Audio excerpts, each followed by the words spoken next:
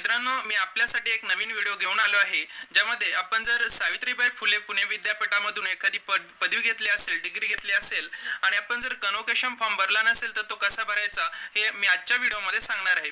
मित्रांनो, कन्व्होकेशन फॉर्म कसा भरायचा मी याच्यावर आधी एक व्हिडिओ बनवला आहे, परंतु तो लेटेस्ट आपण डिग्री मिळवली असेल त्याच्यासाठी आहे. परंतु आपण 5-10 वर्ष झाले असेल, आपण डिग्री घेतली असेल, परंतु आपल्याला डिग्री सर्टिफिकेट मिळालं नसेल, तर त्यासाठी कसं अप्लाय करायचं ही आजच्या व्हिडिओमध्ये मी तुम्हाला सांगणार आहे. मित्रांनो, हे डिग्री सर्टिफिकेट कशासाठी लागतं तर डिग्री सर्टिफिकेट सरकारी नोकरी, हायर एज्युकेशन, PhD अशा वेगवेगळ्या कामांसाठी आपल्याला डिग्री सर्टिफिकेटची गरज असते. मग ते कसं काढलं जातं, 5-10 वर्ष झाले असतील तरी आपण काढलं नसेल तर शेवटपर्यंत हा व्हिडिओ बघा आणि व्हिडिओला लाईक करा, शेअर करा, कमेंट करा आणि ज्ञानदर्शन चॅनलला सबस्क्राईब करा. तर चला सुरू करूया आजचा आपला व्हिडिओ. मित्रांनो, डिग्री सर्टिफिकेट मिळवण्यासाठी आपल्याला क्रोमवर जाऊन टाईप करायचं आहे unipune.ac.in. मग त्यानंतर आपल्यासमोर अशी एक वेबसाईट ओपन झालेली दिसेल. मग आपल्याला इथे काही सेक्शन दिसतील, ॲडमिशन, एक्झामिनेशन, सिलेबस, स्कॉलरशिप असे जे सेक्शन दिसतात त्याच्यामध्ये बघा 2 नंबरच्या कॉलममध्ये शेवटून 2 नंबर सर्टिफिकेट सेक्शन असं आहे. मग त्यावर क्लिक करायचं आणि इथे खाली जायचं. इथे आहे सर्टिफिकेट सेक्शन. मग त्यामध्ये दिलेलं आहे apply online for regular convocation degree certificate. आपण जर आत्ताच डिग्री मिळवली असेल तर आपण यावर क्लिक करून आपण अप्लाय करू शकतो. मग हा व्हिडिओ मी आधी बनवलेला आहे, परंतु जर आपण डिग्री मिळवून खूप वर्ष झाली असतील तर काय करायचं तर मग 2 नंबरला ऑप्शन आहे apply online for supplementary convocation degree certificate. त्यावर आपण क्लिक करायचं. मग त्यावर क्लिक केल्यानंतर आपण एक युजर आय डी बनवलेला असतो. तो युजर आय डी आपण इथे टाकायचा आणि आपला पासवर्ड टाकायचा आणि लॉग इन करायचं.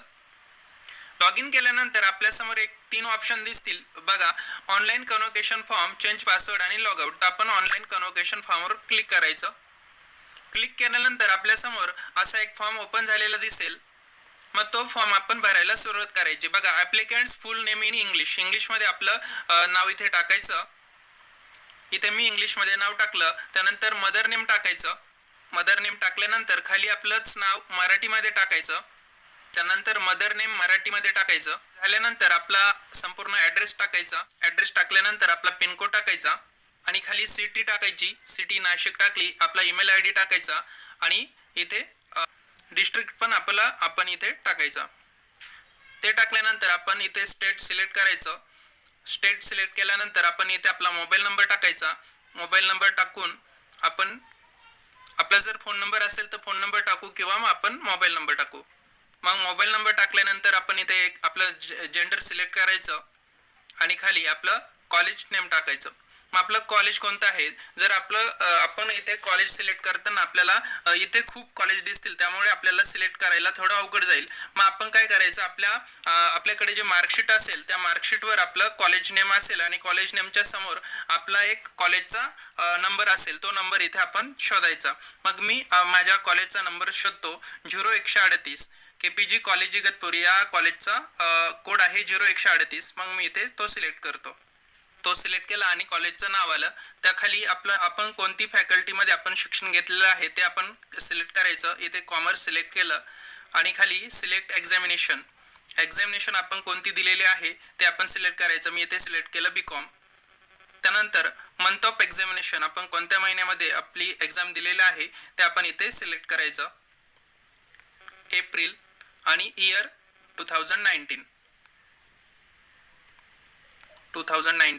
खाली डेट ऑफ रिझल्ट, आपला रिझल्ट कधी लागला ती डेट आपण इथे सिलेक्ट करायची आणि खाली आपण सीट नंबर टाकायचा. सीट नंबर टाकल्यानंतर इथे पुढे परमनंट रजिस्ट्रेशन नंबर आपण आपला इथे टाकायचा जो मार्कशीटवर असेल. तो टाकल्यानंतर आपण खाली सब्जेक्ट आपला कोणता होता, स्पेशल सब्जेक्ट कोणता होता त्याचे डिटेल्स आपण इथे द्यायची. सब्जेक्ट, स्पेशल सब्जेक्ट किंवा ब्रांच, मग ती कोणती होती ते आपण इथे सिलेक्ट करायचं. मग मी इथे सिलेक्ट करतो cost and works accounting. Optional subject पण तोच आहे आणि क्लास किंवा ग्रेड काय आहे ती आपण इथे सिलेक्ट करायची. मग आपण फर्स्ट क्लास असेल, सेकंड क्लास असेल ते आपण इथे सिलेक्ट करायचं. ते केल्यानंतर मग आपण whether reappeared and pass under provision of class improvement scheme, आपण जर रिअपेड केलं असेल तर इथे येस म्हणायचं, नाही तर नो म्हणायचं. मग मी इथे सिलेक्ट करतो नो आणि आपण इथे चूज फाईल करायची. मग इथं फाईल काय सिलेक्ट करायची, तर आपलं जे मार्कशीट आहे त्याची PDF आपण इथे त्याची PDF आपण इथे अटॅच करायची असते. मग ती PDF he file format should be PDF only, PDF मध्ये पाहिजे आणि size of file should be less than 400 KB, 400 KB पेक्षा कमी त्याची साईज पाहिजे. मग मी इथे ती सिलेक्ट करतो, चूज फाईल. इथे मी फाईल सिलेक्ट केलेली आहे, BCom मार्कशीट PDF. त्यानंतर आपण फी कशी पेड करणार आहोत त्याचं आपण इथे माहिती द्यायची. म्हणजे आपण जर पेमेंट हे ऑनलाईन करणार असेल तर ऑनलाईन सिलेक्ट करायचं आणि कॅशमध्ये देऊ तर कॅश सिलेक्ट करायचं. मग इथे सिलेक्ट मोड ऑफ पेमेंट, मग इथे आपण सिलेक्ट करायचं. मग मी इथे सिलेक्ट करतो ऑनलाईन पेमेंट आणि सबमिट म्हणायचं. सबमिट म्हटल्यानंतर आपल्यासमोर असा एक इंटरफेस ओपन झालेला दिसेल, अपडेट किंवा प्रोसीड फॉर पेमेंट. मग आपण आधी सगळी माहिती संपूर्ण बघून घ्यायची, काही चुकलं आहे का ते चेक करून घ्यायचं आणि चुकलं असेल तर आपण इथे अपडेट म्हणू शकतो आणि जर सगळं बरोबर असेल तर प्रोसीड फॉर पेमेंट म्हणायचं. Proceed for payment. जर एकदा आपण ओके बटन दाबलं तर आपण अर्जामध्ये काही बदल करू शकत नाही. मग त्याच्या आधी आपण कॅन्सल करून सगळं चेक करून घ्यायचं आणि तेव्हाच आपण ओके म्हणायचं. मग मी इथे ओके म्हणतो. मग ओके म्हटल्यानंतर बघा आपल्याला पेमेंट डिटेल्स दिसतील. आपला ॲप्लिकेशन नंबर, चलन नंबर, अमाऊंट 820, फी आपल्याला 820 रुपये लागली, आपलं फुल नेम आलं, ईमेल ID आला आणि मोबाईल नंबर आला. तो सगळा बरोबर आहे की आपण चेक केला. मग ते चेक केल्यानंतर मग आपल्याला सिलेक्ट पेमेंट गेटवे आपल्याला इथे सिलेक्ट करायचं. इथे अवेन्यू आहे, ॲक्सिस बँक आहे, बँक ऑफ महाराष्ट्र आहे. हे फक्त पेमेंट गेटवे आहे. आपली बँक कोणतीही असो आपण या पेमेंट गेटवे मधून आपण पेमेंट करू शकतो. मग मी इथे पेमेंट गेटवे सिलेक्ट करतो, बँक ऑफ महाराष्ट्र, आणि ते सिलेक्ट केल्यानंतर आपण प्रोसीड फॉर पेमेंट म्हणायचं. प्रोसीड फॉर पेमेंट म्हटल्यानंतर मग आपल्याला इथे आपण पेमेंट करू शकतो. Credit card, debit card, net banking अशा वेगवेगळ्या पद्धतीने किंवा UPI ने आपण पेमेंट करू शकतो. मी इथे सिलेक्ट करतो डेबिट कार्ड.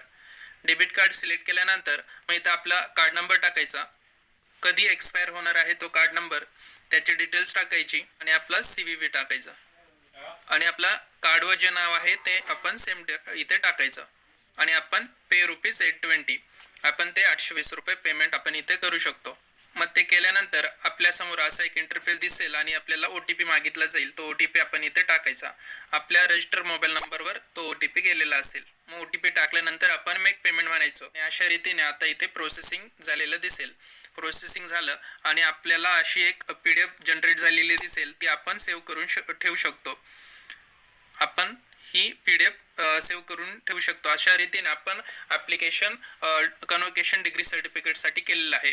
मित्रांनो, व्हिडिओ आवडला असेल तर व्हिडिओला लाईक करा, शेअर करा, कमेंट करा आणि ज्ञानदर्शन चॅनलला सबस्क्राईब करा. धन्यवाद. थँक्यू.